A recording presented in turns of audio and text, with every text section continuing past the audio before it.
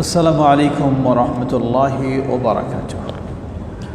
الحمد لله رب العالمين والصلاة والسلام على عبد الله ورسوله نبينا محمد وعلى آله وصحبه ومن تبعهم بإحسان إلى يوم الدين. أما بعد، فأعوذ بالله من الشيطان الرجيم. بسم الله الرحمن الرحيم. لن ينال الله لحومها ولا دماؤها ولكن يناله التقوى منكم. সুপ্রিয় দর্শক শ্রোতা, শুরুতে জানাচ্ছি আপনাদের সকলকে মোবারকবাদ। আহলান ওয়া সাহলান ওয়া মারহাবা। দূরের ও কাছের, দেশের ও বিদেশের যে যেখানে রয়েছেন, বাংলাদেশ জামিয়াত আহলে হাদিসের ফেসবুক পেজের এই লাইভ প্রোগ্রামে আপনাদের সকলকে বিশেষভাবে আমন্ত্রণ জানাচ্ছি।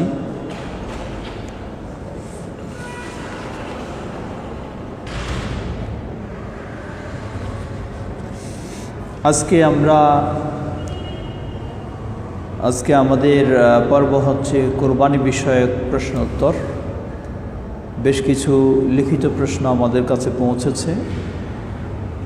সেই প্রশ্নের উত্তর দেওয়ার পরে সুযোগ হলে যারা সরাসরি প্রশ্ন দিচ্ছেন সেখান থেকেও আমরা জবাব দেওয়ার চেষ্টা করব ইনশাআল্লাহ। ওমা তৌফিকি ইল্লা বিল্লাহ। সুপ্রিয় দর্শক শ্রোতা, কথা দীর্ঘ না করে মূল পর্বে আমরা চলে যাই। আমাদের প্রশ্ন এসেছে, কোরবানির সময়কাল কখন? ঈদের সালাতের আগে কোরবানি দিলে হবে কি? জবাব, সহিহুল বুখারীর হাদিসে এসেছে, নবী সাল্লাল্লাহু আলাইহি ওয়াসাল্লাম বলেন, ইন্না হাদাল ইয়াউম, অর্থাৎ ঈদুল আজহার দিন, সর্বপ্রথমে আমরা শুরু করব ঈদের সালাত। ঈদের সালাত শেষ করে আমরা ফিরে যাব। ফিরে গিয়ে আমরা আমাদের পশু কোরবানি করব। অতঃপর নবী সাল্লাল্লাহু আলাইহি ওয়াসাল্লাম বলেন যে এটাই হচ্ছে আমাদের সুন্নাহ, যে আমাদের এই সুন্নাহ অনুযায়ী, এই নিয়ম অনুযায়ী কোরবানি করবে সেই প্রকৃত কোরবানি করেছে। আর যে ব্যক্তি ঈদের সালাতের পূর্বেই তার পশু জবাই করে ফেলে, ইন্নামা কাদ্দামা লিআহলিহি লাহমা আও কামা ক্বালা নবী সাল্লাল্লাহু আলাইহি ওয়াসাল্লাম, সে ব্যক্তি মূলত তার এটি কোনো কোরবানি নয়, সে তার পরিবারের জন্য গোশত খাওয়ারই উদ্দেশ্যে শুধু প্রাণী জবাই করেছে। অতএব তার কোরবানি হবে না, তার উচিত তদস্থলে আরেকটি কোরবানি করা। সুতরাং কোরবানি শুরু হবে যুলহজ্জা মাসের 10 তারিখে ঈদের সালাত আদায় করার পর। প্রশ্ন আসতে পারে যে আমাদের তো ঈদের সালাত বিভিন্নজন বিভিন্ন সময় আদায় করে, তাহলে কোনটি আমরা গ্রহণ করব? জবাব, বিভিন্নজন বিভিন্ন সময় আদায় করতে পারে, অসুবিধা নেই। প্রতিটি ব্যক্তির জন্যই লক্ষণীয়, আপনি আগে ঈদের সালাত আদায় করবেন, অতঃপর আপনি কোরবানির পশু জবাই করবেন।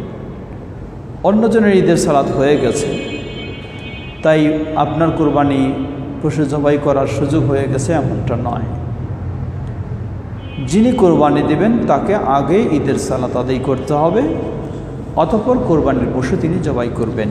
এটাই রাসূল সাল্লাল্লাহু আলাইহি ওয়াসাল্লামের সুন্নাহ। তখন থেকে শুরু করে যুলহজ্জা মাসের 10 তারিখ সারাদিন, 11 তারিখ, 12 তারিখ, 13 তারিখ সূর্যাস্তের পূর্ব পর্যন্ত কোরবানি করার মোট 4 দিন সময়, 4 দিন সুযোগ রয়েছে। আল্লাহু তাআলা আ'লাম। দ্বিতীয় প্রশ্ন এসেছে আমাদের কাছে, কোরবানির পশুর প্রকারভেদ কি কি? কোরবানির অযোগ্য কোন পশু?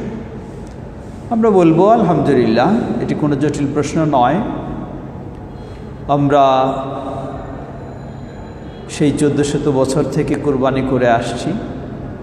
আমাদের জীবনেও যার বয়স যত বছর হয়েছে তিনি তত বছর কোরবানি পেয়েছেন, দেখেছেন।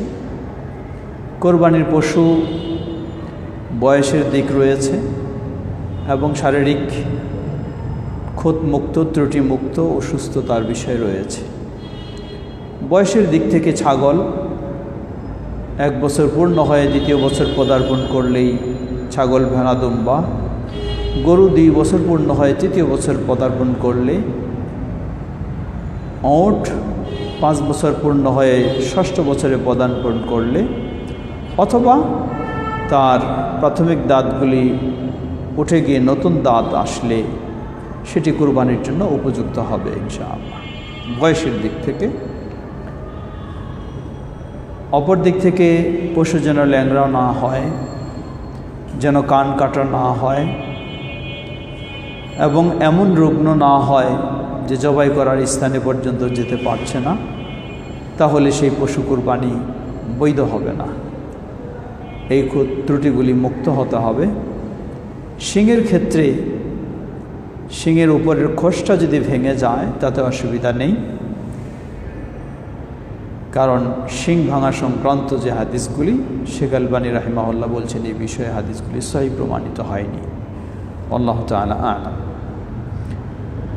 এই সমস্ত বিষয়গুলি কোরবানির ক্ষেত্রে লক্ষণীয়। তৃতীয় প্রশ্ন এসেছে, কোরবানিতে শরীক হওয়া বা ভাগে কোরবানি দেওয়ার বিধান কি? জবাব,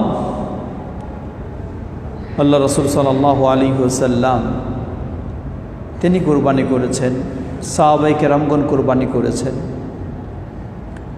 এভাবেই কোরবানি চলে আসছে। তাই নিয়ম হচ্ছে একটি পরিবার একটি কোরবানি করবে, সেটি হতে পারে একটি ছাগল, ভেড়া, দুম্বা অথবা গরু অথবা উট। তবে কারো যদি সামর্থ্য কম থাকে, আল্লাহ রাসূল সাল্লাল্লাহু আলাইহি ওয়াসাল্লাম বলেন, আল বাকারা আন সাবআ, একটি গরু 7 পক্ষ থেকে কোরবানি দেওয়া শরীয়ত সম্মত। অর্থাৎ 7 শরীক, 7 ব্যক্তি না 7 পরিবার? জবাব, 7 ব্যক্তিও বৈধ এবং 7 পরিবারও বৈধ। কারণ আল্লাহ রাসূল সাল্লাল্লাহু আলাইহি ওয়াসাল্লাম কোরবানির ক্ষেত্রে তিনি যখন গনিমতের মাল বন্টন করেন, একটি উটকে 10টি ছাগলের সমতুল্য করেছেন। হাদিসে এসেছে, তিরমিজির হাদিসে, একটি উট 10-এর পক্ষ থেকেও হয়ে থাকে। সেই হিসেবে বোঝা যায় যে একটি গরু বা একটি উটের একটি অংশ সেটি হচ্ছে একটি ছাগলের সমতুল্য। এছাড়া আরও অন্য হাদিসেও স্পষ্ট,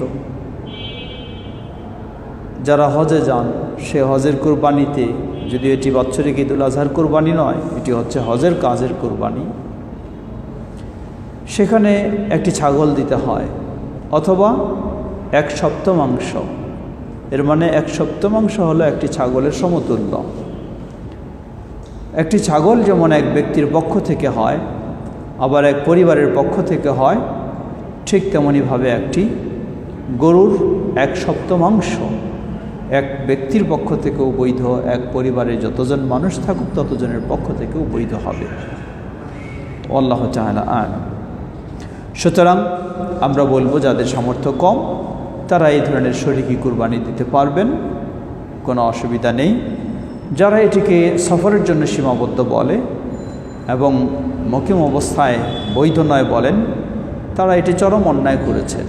তবে আলহামদুলিল্লাহ ইতিমধ্যে আমাদের দেশে যে কয়েকজন ফতোয়া দিতেন, তারা অধিকাংশ জনেই আল্লাহর ইচ্ছায় তারা ফতোয়া প্রত্যাহার করে নিয়েছেন এবং মুকিম অবস্থায়ও শরীকি কুরবানি বৈধ বলে তারা ফতোয়া দিচ্ছেন।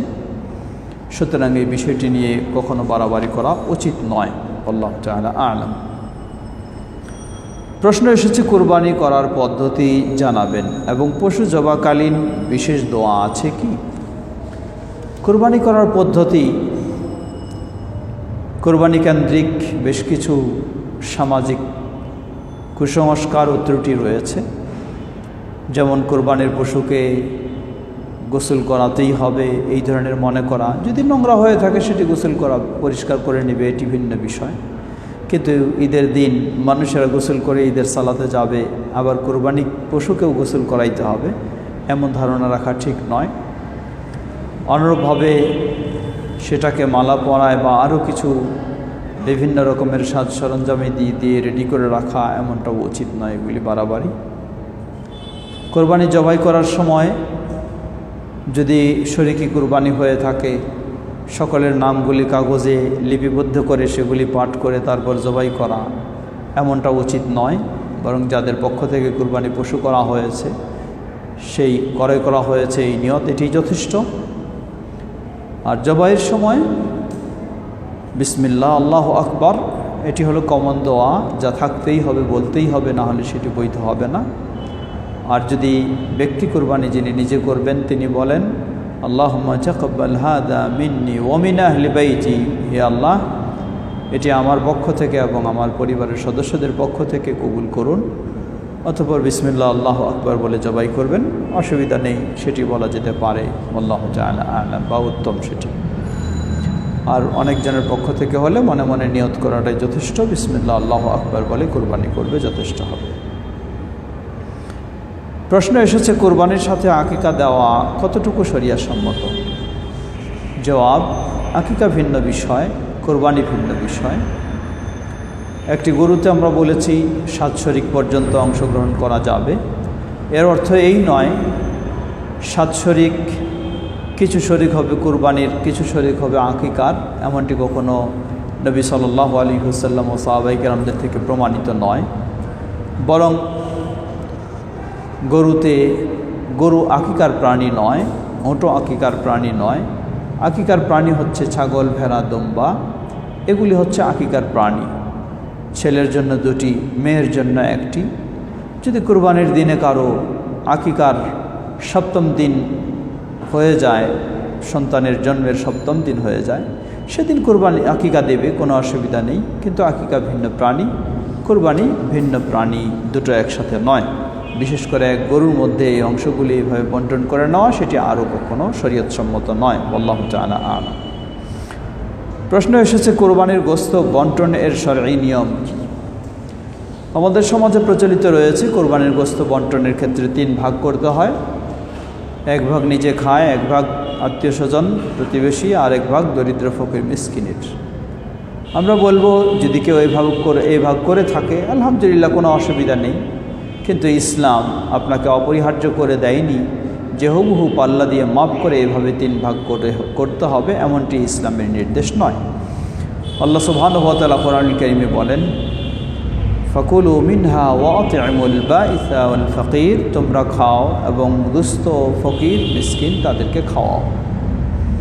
আল্লাহ রাসূল সাল্লাল্লাহু আলাইহি ওয়াসাল্লাম হাদিসে বলেন, সহিহুল বুখারীর হাদিস, ফাকুলু ওয়াদ্দাখরু ওয়াতি'ম ওয়াতাসাদ্দাকু, তোমরা খাও এবং কিছু সঞ্চয় করো আর অসহায় দরিদ্রদের জন্য সদকা করো।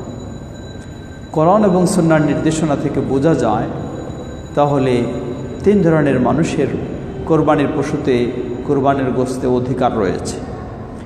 এক হলো যিনি কোরবানি দেবেন তিনি ও তার পরিবারের সদস্যরা, তারা খাবেন। দ্বিতীয় হচ্ছে আত্মীয় স্বজন প্রতিবেশী, তারা। তৃতীয় হচ্ছে অসহায় দরিদ্র ফকির মিসকিন, তারা। এই 3 শ্রেণীর। এজন্য শাইখুল ইসলাম ইবনে তাইমিয়া রাহিমাহুল্লাহ বলেন, অতএব কেউ যদি 3 ভাগ করে 3 শ্রেণীকে দেয় আলহামদুলিল্লাহ, অসুবিধা নেই। আবার কেউ যদি বেশিরভাগেই দরিদ্রের মাঝে বিতরণ করে, অতঃপর কিছু অংশ কম খায় আর বেশি বিতরণ করে, আলহামদুলিল্লাহ সেটিও জায়েজ। অথবা প্রয়োজনে বেশি খায়, কম বিতরণ করে, তাও জায়েজ। সর্বোপরি আমরা বলবো যে 3 শ্রেণীর অধিকার রয়েছে, কাউকে যেন বঞ্চিত না করা হয়, 1। দ্বিতীয়, যিনি সবসময় পর্যাপ্ত পরিমাণে গোশত খাওয়ার সুযোগ পান, খেয়ে থাকেন, তিনি যদি এই কুরবানির বেশি অংশই বিতরণ করে দেন ফকির মিসকিনের মধ্যে অথবা প্রতিবেশীদের মধ্যে, তাহলে ইনশাআল্লাহ তিনি বেশি সওয়াব পাবেন। আবার যদি কোনো পরিবার এমন দেখা যায় যে অসহায় দরিদ্র পরিবার কোনো মতো কোরবানির কিছু অংশ সংগ্রহ করেছে, প্রস্তুত করেছে, পরিবারের সদস্য বেশি, অধিকাংশ সময় গোশত খাওয়ার তাদের সুযোগ হয় না, তারা এখানে যদি কি করে থাকে, বেশি অংশই খেয়ে থাকে আর কিছু দরিদ্র মিসকিনকে দিয়ে থাকে, আলহামদুলিল্লাহ, কোনো অসুবিধা নেই, সেটিও শরীয়তসম্মত হবে। আল্লাহু তাআলা আ'লাম। প্রশ্ন এসেছে, মৃত ব্যক্তির পক্ষ থেকে কোরবানি করার বিধান কি? এক্ষেত্রে তার কাছে সওয়াব পৌঁছবে কি? জবাব, মৃত ব্যক্তির পক্ষ থেকে কোরবানি করার বিধান আল্লাহ রাসূল সাল্লাল্লাহু আলাইহি ওয়াসাল্লাম থেকে স্পষ্ট কোনো সহিহ হাদিসে প্রমাণিত হয়নি মৃত ব্যক্তির পক্ষ থেকে স্বতন্ত্র কোনো কোরবানির। স্পষ্টভাবে প্রমাণিত হয়নি মৃত ব্যক্তির পক্ষ থেকে স্বতন্ত্র কোনো কোরবানির। সুতরাং আমরা বলবো অন্য হাদিসের আলোকে বা অন্য বিষয়ের ইবাদতের সাথে কিয়াস করে এগুলি করা হয়, কিন্তু হুবহু মৃত ব্যক্তির পক্ষ থেকে কোরবানির সরাসরি কোনো স্পষ্ট দলিল নেই। দ্বিতীয় হলো, সহিহ মুসলিমের একটি হাদিসের থেকে পাওয়া যায়, নবী সাল্লাল্লাহু আলাইহি ওয়াসাল্লাম যখন কোরবানি করলেন, কোরবানির সময় নবী সাল্লাল্লাহু আলাইহি ওয়াসাল্লাম যে দোয়া পড়েছিলেন, আল্লাহুম্মা তাকাব্বাল হাযা মিন্নি ওয়া মিন আহলি বাইতি ওয়া মিন উম্মতি মিম্মান লাম ইউদাহি।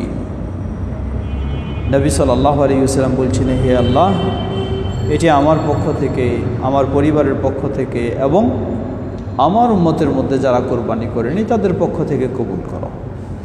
তো নবী সাল্লাল্লাহু আলাইহি ওয়াসাল্লামের এই দোয়া, যা আমার উম্মতের মধ্য থেকে যারা কোরবানি করেনি, এখানে কেউ জীবিত রয়েছে, কেউ মৃত রয়েছে, তাই এই হাদিস দিয়ে বলা হয় যে এই ধরনের ব্যক্তি তো এখানে রয়েছে, তাই নিজের কোরবানিতে মৃত ব্যক্তিকে সম্পৃক্ত বা শরিক করা যেতে পারে, কিন্তু স্বতন্ত্র মৃত ব্যক্তির জন্য কোনো কোরবানি নয়। কেউ আর একটি হাদিসের কথা বলেন যে আলী রাদিয়াল্লাহু আনহু নবী সাল্লাল্লাহু আলাইহি ওয়াসাল্লামের পক্ষ থেকে কোরবানি করতেন। জবাব, নবী সাল্লাল্লাহু আলাইহি ওয়াসাল্লাম তিনি নবী সাল্লাল্লাহু আলাইহি ওয়াসাল্লাম থেকে যে পক্ষ থেকে কোরবানি করতেন আলী রাদিয়াল্লাহু আনহু, এ মর্মে হাদিস। প্রথম হলো হাদিসটি সহিহ নয়। দ্বিতীয় হলো সে হাদিসে শব্দ ব্যবহার হয়েছে আউসানি। নবী সাল্লাল্লাহু আলাইহি ওয়াসাল্লাম তাকে উপদেশ দিয়েছে, ওসিয়ত করেছেন। সুতরাং কেউ যদি কোরবানি ওসিয়ত করে থাকে কোনো মৃত ব্যক্তি তার পক্ষ থেকে কোরবানি করার জন্য, তাহলে সেটি ওসিয়ত বাস্তবায়ন করবে, তাতে অসুবিধা নেই। কিন্তু নরমালিভাবে মৃত ব্যক্তির পক্ষ থেকে এই ধরনের কোরবানির স্পষ্ট সরাসরি প্রমাণ পাওয়া যায় না। আল্লাহু তাআলা আ'লাম। এখানে আরেকটি আমাদের সমাজে প্রচলন রয়েছে, কেউ কেউ অতি উৎসাহী হয়ে, আবেগী হয়ে নবী মুহাম্মদ সাল্লাল্লাহু আলাইহি ওয়াসাল্লামের পক্ষ থেকেও কোরবানি করে থাকে বা কোরবানিতে অংশ দিয়ে থাকে। আমরা বলবো এমনটি নবী সাল্লাল্লাহু আলাইহি ওয়াসাল্লামের সুন্নাহসম্মত নয়, কারণ নবী সাল্লাল্লাহু আলাইহি ওয়াসাল্লাম তাকে সবচেয়ে বেশি ভালোবাসতেন সাহাবাই কেরাম, অথচ সাহাবাই কেরাম নবী সাল্লাল্লাহু আলাইহি ওয়াসাল্লামের জীবদ্দশায় হোক বা তার মৃত্যুর পরে হোক, তার নবী সাল্লাল্লাহু আলাইহি ওয়াসাল্লামের পক্ষ থেকে তারা কোরবানি করতেন এমন কোনো প্রমাণ পাওয়া যায় না। তাই আমরা বলবো যে এমনটি করা উচিত নয়, বরং আপনি কোরবানি করলে নবী সাল্লাল্লাহু আলাইহি ওয়াসাল্লামের মাধ্যমে আপনি ইসলাম পেয়েছেন, কোরবানির নিয়ম পেয়েছেন, অটোমেটিকভাবে এই কোরবানির সওয়াব নবী সাল্লাল্লাহু আলাইহি ওয়াসাল্লামের কাছে পৌঁছবে। তার পক্ষ থেকে আবার পৃথক কোনো কোরবানির প্রয়োজন হবে না। আল্লাহু তাআলা আ'লাম। প্রশ্ন এসেছে, কোরবানির গোশত ক্রয় বিক্রয় করা যাবে কি না? জবাব, কোরবানির দাতা কখনো কোরবানির কোনো কিছু বিক্রি করতে পারবে না। গোশত তো দূরের কথা, চামড়া সেটিও বিক্রি করে নিজে ব্যবহার করতে পারবে না, নিজে উপকৃত হতে পারবে না। দরিদ্রদের জন্য বিক্রি করে সদকা করে দেওয়া সেটি আলাদা বিষয়,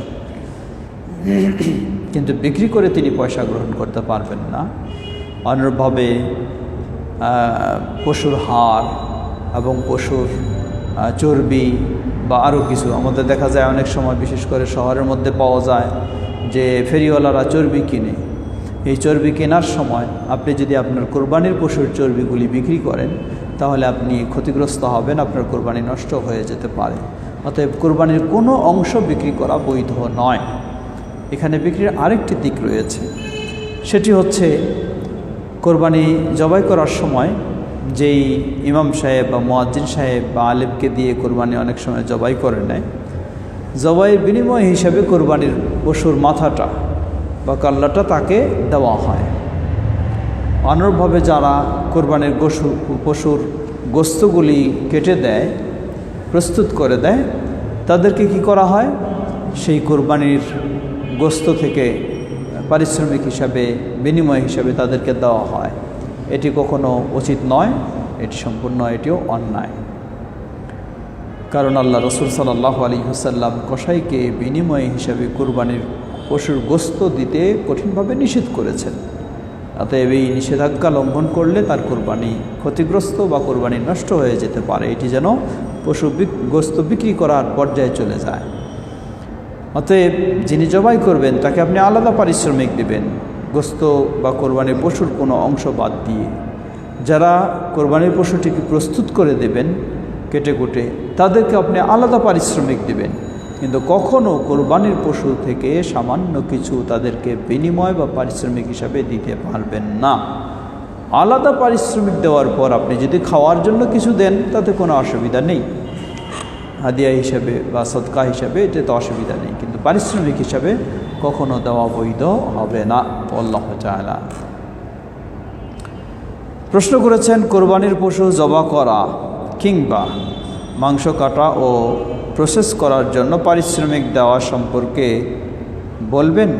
অনেক সময় কোরবানির গরু থেকে মাংস দিয়ে দেওয়া হয়, এটা কি ঠিক? আমরা জবাব দিয়েছি, না, এটি কখনো বৈধ নয়।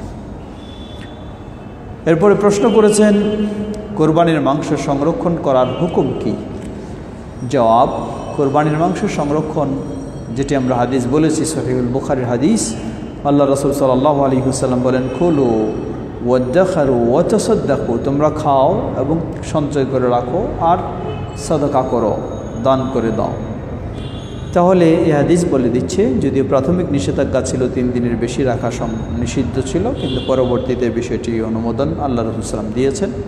অতএব কোরবানির গোস্ত আল্লাহ রাসূল সাল্লাল্লাহু আলাইহি ওয়াসাল্লামের এই অনুমোদনের আলোকে কোরবানির গোস্ত কেউ যদি সংগ্রহে রাখে কোনো অসুবিধা নেই, অবশ্যই শরীয়তসম্মত। আপনি যদি 3 মাস পরেও খান, 6 মাস পরেও খান, অসুবিধা নেই, কিন্তু সেটি যেন ঠিক থাকে, নষ্ট না হয়ে যায়। আল্লাহু আ'লাম।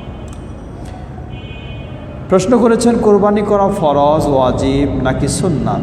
সামর্থ্য থাকার পরেও কোরবানি না দিলে গুনাহ হবে কি না? জবাব, কোরবানির হুকুম কি এ নিয়ে কিছু মতানৈক্য রয়েছে। কেউ এটিকে ওয়াজিব বলেছেন, কেউ আবার অধিকাংশ জনে এটিকে সুন্নাতে মুআক্কাদা বলেছেন। যারা ওয়াজিব বলেছেন তারা কিছু দলিল ব্যবহার করেছেন, যেমন আল্লাহ রাব্বুল আলামিন বলেন, ফাসাল্লি লিরাব্বিকা ওয়ানহার, তোমার রবের জন্য সালাত আদায় করো এবং কোরবানি করো। সুতরাং এটি নির্দেশসূচক হিসাবে ওয়াজিব বলেছেন। আবার একটি হাদিসে এসেছে, যে হাদিসটি যদিও মাওকুফ, মারফু হিসাবে সহিহ নয়, বরং মাওকুফ, সাহাবীর কথা। তা হলো, যে ব্যক্তি সামর্থ্য থাকা সত্ত্বেও কোরবানি করবে না, সেজন্য আমাদের ঈদগাহে না আসে। সেটি মারফু নয়, মূলত নবী সাল্লাল্লাহু আলাইহি ওয়াসাল্লাম থেকে নয়। মূলত সেই হাদিসেও একটু নিষেধাজ্ঞা অর্থাৎ হুমকি দেওয়া হচ্ছে। আমরা বলবো যে এই হাদিসগুলি এগুলি থেকে তাগিদ এসেছে।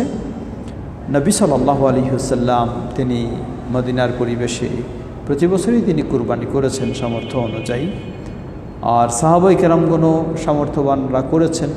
বিশেষ করে সাহাবী আবু বকর সিদ্দিক রাদিয়াল্লাহু আনহু এবং ওমর ইবনে খাত্তাব রাদিয়াল্লাহু আনহু, তাদের দুজন থেকে প্রমাণিত রয়েছে সহিহ সনদে যে তারা সামর্থ্য থাকা সত্ত্বেও কখনো কোরবানি বাদ দিতেন, এই জন্য যাতে মানুষ কোরবানিটাকে অপরিহার্য মনে না করে।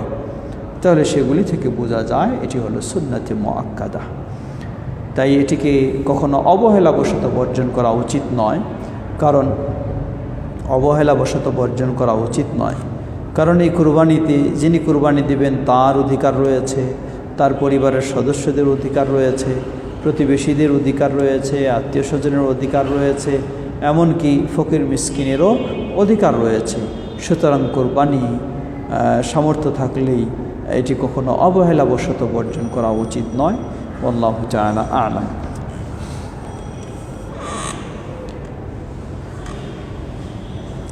ঋণগ্রস্ত অবস্থায় কোরবানির হুকুম কি? ঋণ করে কোরবানি দেওয়া যাবে কি? জবাব, ঋণগ্রস্ত অবস্থায় কুরবানি, আমরা বলবো ঋণগ্রস্ত অবস্থায় কুরবানি। এখানে লক্ষণীয় আপনার ঋণ কী ধরনের আর কুরবানি কী পর্যায়ে। যদি এমন হয় যে আপনি এমন ঋণগ্রস্ত যার কারণে সামান্য কিছু টাকাও সংগ্রহ করা আপনার জন্য খুবই কষ্টকর হবে, লা ইউকাল্লিফুল্লাহু নাফসান ইল্লা উসআহা, আপনার সাধ্যে নেই। আমরা যেহেতু প্রথমে বলেছি এটি সঠিক হচ্ছে সুন্নতে মুআক্কাদা, ওয়াজিব নয়, তাই ঋণগ্রস্ত অবস্থায়ও আপনার কাঁধে আরও একটি বোঝা চাপানোর কোনো প্রয়োজন নেই। আল্লাহু তাআলা আ'লাম।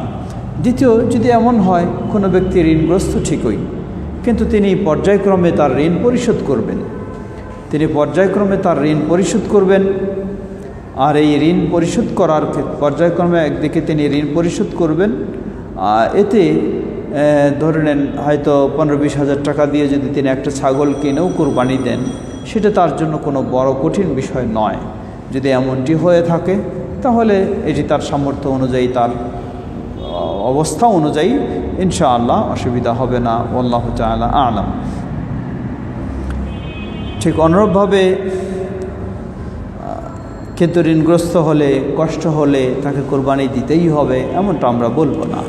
আবার কেউ আছেন এখানে সামান্য ঋণের অজুহাত দিয়ে তিনি কোরবানি দিতে চান না, এটি হলো হীন মানসিকতার বিষয়। আপনাকে ভাবতে হবে কোরবানি এটি একটি বাৎসরিক ইবাদত, একটি প্রতিদিন নয়, প্রতি মাসেও নয়, এটি একটি বৎসরের ইবাদত এবং এটি ঈদের সাথে সম্পৃক্ত বিষয়। এখানে আপনার পরিবারের ছোট বাচ্চা কাচ্চা থাকলে তাদেরও একটা আনন্দের বিষয় রয়েছে, প্রতিবেশীর মানুষদের বিষয় রয়েছে, ফকির মিসকিনদের বিষয় রয়েছে। তাই সামান্য অজুহাতে, ঋণের অজুহাতে কোরবানি বর্জন করা কখনো সঠিক নয়, উচিত নয়। মনে রাখবেন, ইন্নামাল আ'মালু বিন্নিয়াত, আপনার নিয়তে কি আছে না আছে এটি আল্লাহ সুবহানাহু ওয়া তাআলা ভালো জানেন। হতে পারে আপনি কিছু ঋণগ্রস্ত হওয়া সত্ত্বেও যদি আল্লাহর সন্তুষ্টি অর্জনের জন্য কষ্ট করে কুরবানির ব্যবস্থা করেন, আল্লাহ রাব্বুল আলামিন সন্তুষ্ট খুশি হয়ে আপনার ঋণটাকে আল্লাহ সহজ করে দিতে পারেন।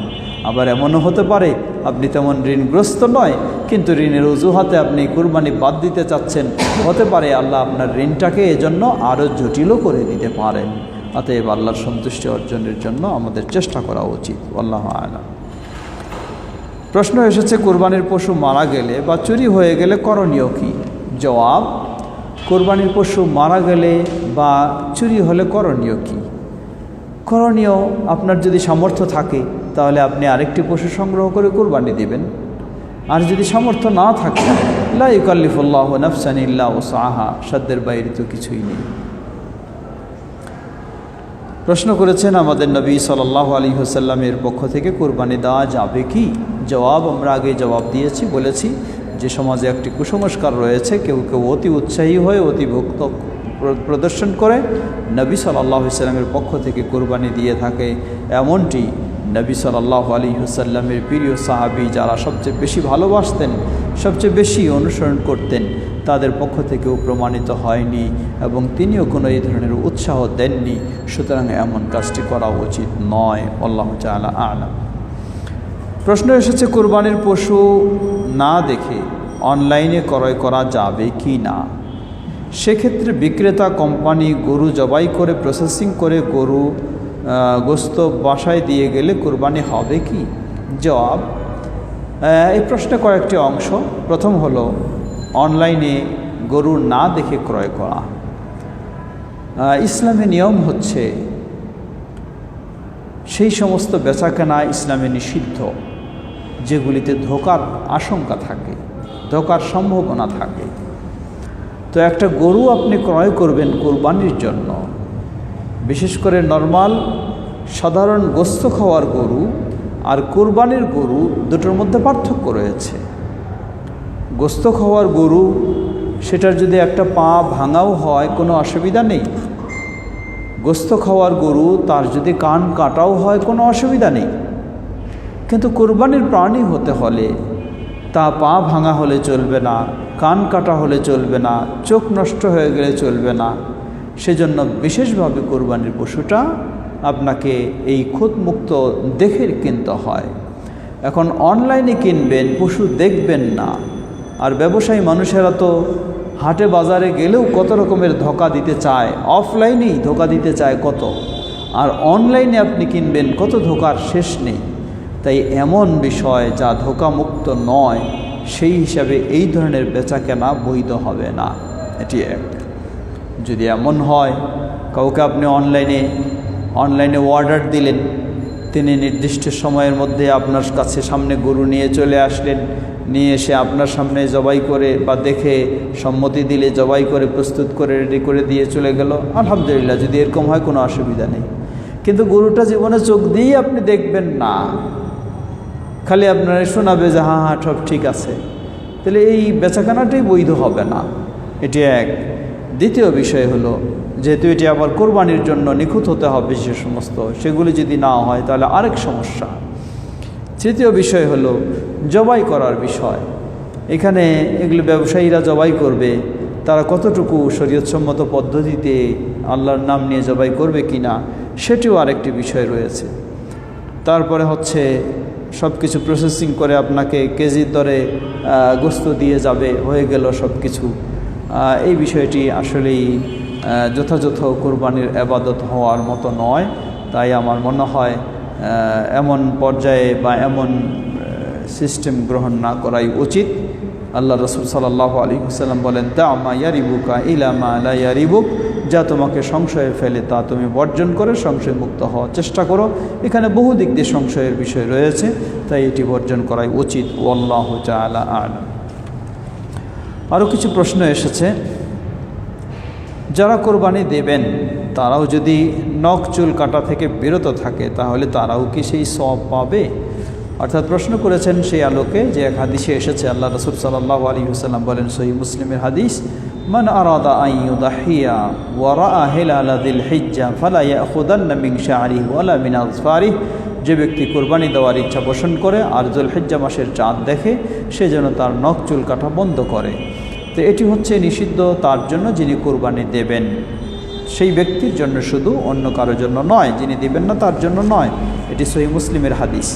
কিন্তু অন্য কিছু হাদিস রয়েছে, যেমন নাসাই এবং ইবনে মাজার বর্ণনায়, যাদের সামর্থ্য নাই কোরবানি দেওয়ার, তারাও যদি নখ চুল কাটা বন্ধ রাখে তাহলে কোরবানি, পরিপূর্ণ কোরবানির সওয়াব পাবে। কিন্তু এই হাদিসগুলি সহিহ নয়। আল্লাহু তাআলা আ'লাম। প্রশ্ন করেছেন, একই ব্যক্তি একাধিক ঈদের জামাতে ইমামতি করতে পারবে কি? জবাব, আমাদের আরও লাইনে বেশ কিছু প্রশ্ন এসেছে, আমরা সেগুলি প্রশ্নেরও কিছু জবাব দেওয়ার চেষ্টা করব সম্ভব অনুযায়ী। তো এই প্রশ্ন হচ্ছে যে একই ব্যক্তি একাধিক ঈদের জামাতে ইমামতি করতে পারবে কি? জবাব, প্রথম জামাত এটি হচ্ছে তার শরীয়তসম্মত জামাত, পরবর্তীগুলি তার জন্য ঈদের সালাতের হুকুম, যেহেতু আমরা বলি এটি ওয়াজিব, অতএব প্রথমটি হচ্ছে তার আসল, আর পরবর্তীগুলি সেটি হচ্ছে তার জন্য নফল। ইসলামী শরীয়তে এমনটি বিষয়ে অনুমতি রয়েছে যে যিনি নফল আদায় করবেন তার পিছনে ফরজ ব্যক্তিদের ইক্তেদা করা জায়েজ রয়েছে। তাই আমরা বলবো, যদি কোথাও ইমামের অভাব হয়ে যায়, ইমাম পাওয়া যাচ্ছে না, তাহলে সেই ক্ষেত্রে আমরা বলবো যে সেটি জায়েজ রয়েছে। তবে উচিত হলো ইমাম পাওয়া সত্ত্বেও, অনেক সময় দেখা যায় কোনো ইমাম নিজেই তিনি প্রয়োজন মনে করে, কারণ ঈদের সালাতে যত ইমামতি করতে পারবে তত কিছু বকশিস পাবে, তো এই চিন্তা করে তিনি কয়েকটা মাঠ দখল করে রাখেন। সেখানে উপযুক্ত ইমাম পাওয়া গেলেও তিনি কিছু মানুষকে ব্যক্তিগতভাবে ম্যানেজ করে নিয়ে নিজেই সেটা পড়ানোর জন্য চিন্তা করেন। যদি এমনটি হয় তাহলে এটি কখনো জায়েজ হবে না। এটি দিনের উদ্দেশ্য নয়, এটি আল্লাহর সন্তুষ্টির অর্জনের উদ্দেশ্য নেই, এটি শুধু অর্থ কামাইয়ের উদ্দেশ্য, এমনটি কখনো জায়েজ হবে না। আর যদি প্রকৃতপক্ষে দেখা যায় যে কোনো জায়গায়, কোনো মাঠে ঈদ এর সালাত আদায় করার মতো, খুতবা দেওয়ার মতো উপযুক্ত ইমাম সেখানে একেবারেই নেই, তাহলে অন্য ইমামকে দিয়ে দ্বিতীয়বার সেখানে জায়েজ হতে পারে। আল্লাহু তাআলা আ'লাম। প্রশ্ন এসেছে, আমাদের এক ভাই প্রশ্ন করেছেন, ভাই আমাদের নাইম বিন হানিফ, ওয়ালাইকুম আসসালাম ওয়া রাহমাতুল্লাহি ওয়া বারাকাতুহু। তিনি বলছেন যে ভাগে কোরবানি দেওয়া যাবে কি? অনেকেই বলেন ভাগে কোরবানি দেওয়া যাবে না। জবাব, আমরা একটু আগেই কিছু প্রশ্নের মধ্যে জবাব দিয়েছি শরীকি কুরবানি দেওয়ার। যারা বলে ভাগে কুরবানি দেওয়া যাবে না এবং এটি সফরে সীমাবদ্ধ, নিশ্চয়ই কোনো সন্দেহ নেই, শতভাগ নিশ্চিত হয়ে বলতে পারি আমরা, তারা এটি ভুল ফতোয়া দিয়েছেন। এটি বিভ্রান্ত ফতোয়া, যা নবী সাল্লাল্লাহু আলাইহি ওয়াসাল্লামের যুগ থেকে শুরু করে এ পর্যন্ত কোনো নির্ভরযোগ্য আলেম এই ধরনের ফতোয়া দেননি। অতএব এই ফতোয়া গ্রহণযোগ্য নয়। আল্লাহু আ'লাম।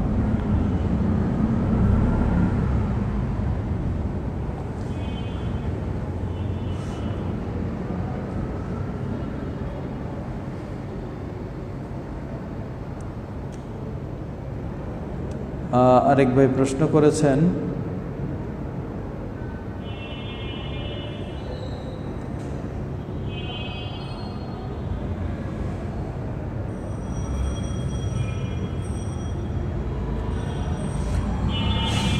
পরিবারের পক্ষ থেকে বাগে কোরবানি দেওয়া যাবে কি? যেমন কোনো আলেম বলেছেন,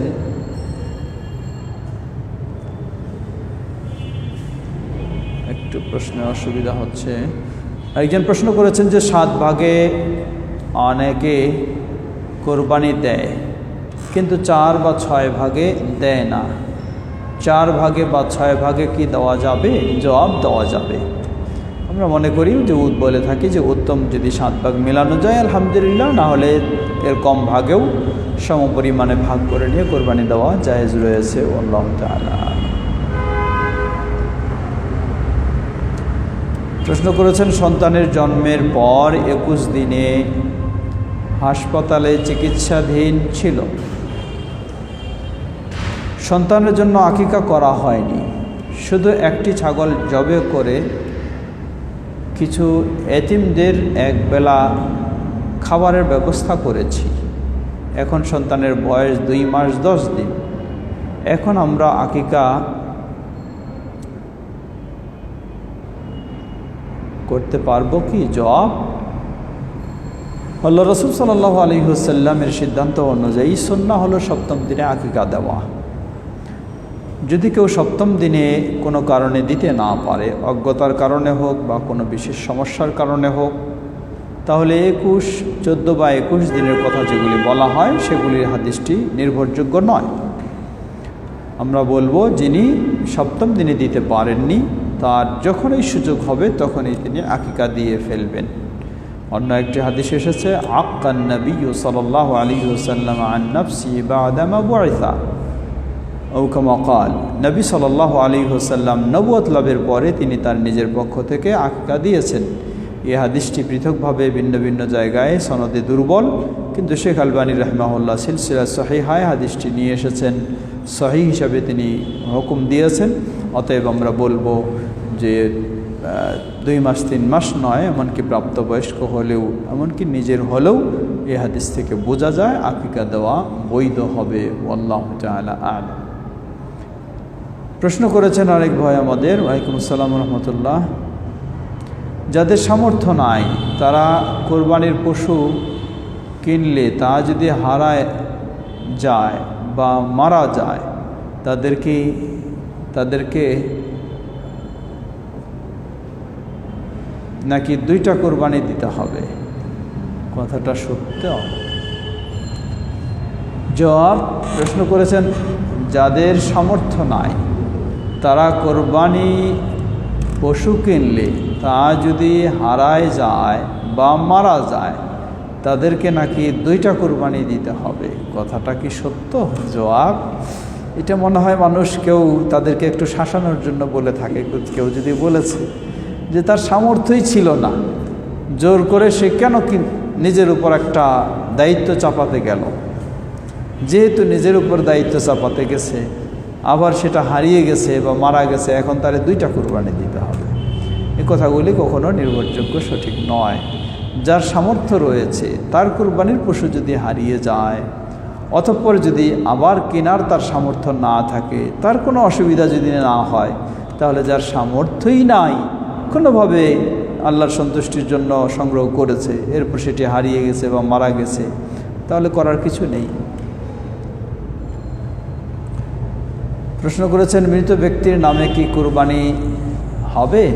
আমরা জবাব দিয়েছি যে না, মৃত ব্যক্তির পক্ষ থেকে স্বতন্ত্রভাবে কুরবানি দেওয়া নবী সাল্লাল্লাহু আলাইহি ওয়াসাল্লাম থেকে প্রমাণিত নয়।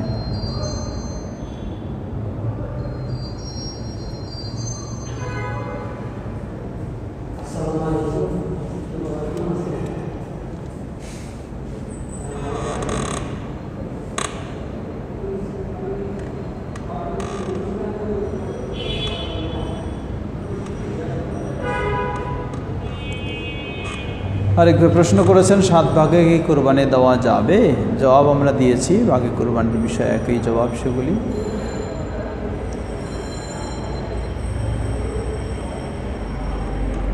আশা করি যে সমস্ত প্রশ্ন আপনারা দিয়েছেন বেশিরভাগই জবাব এসে গেছে এবং প্রশ্নগুলি সমর্থবোধক প্রশ্ন।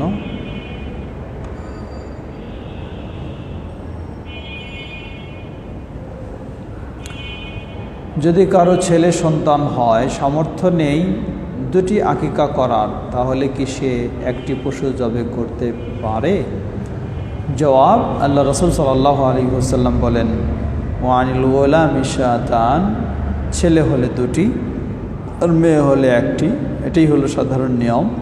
তবে কিছু বর্ণনায় এসেছে ছেলের পক্ষ থেকে একটির কথা। সেক্ষেত্রে আমরা বলবো যাদের সামর্থ্য হয়তো কম, পারছে না কোনোভাবেই, তিনি হয়তো দিতে পারেন, অসুবিধা নেই। আল্লাহু তাআলা আলাম। কিন্তু সামর্থ্য থাকা সত্ত্বেও সেটা দেবে না।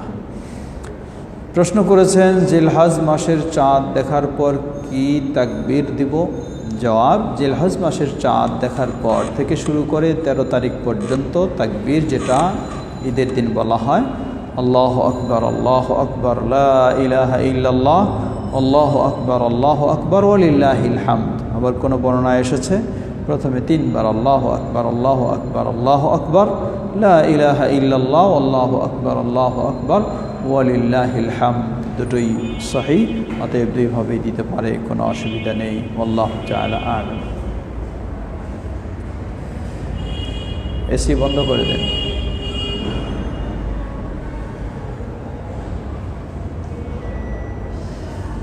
আজকে আমরা আর দীর্ঘ না করে এখানে আমরা শেষ করতে চাই। এতক্ষণ যাবৎ যে বিষয়গুলি আমরা শুনেছি সেগুলি থেকে যেন আমরা সকলে উপকৃত হতে পারি এবং আমরা যেন আমাদের কোরবানি নির্ভেজালভাবে, নিখুঁতভাবে আল্লাহ সুবহানাহু ওয়া তাআলার সন্তুষ্টি অর্জনের উদ্দেশ্যে করতে পারি।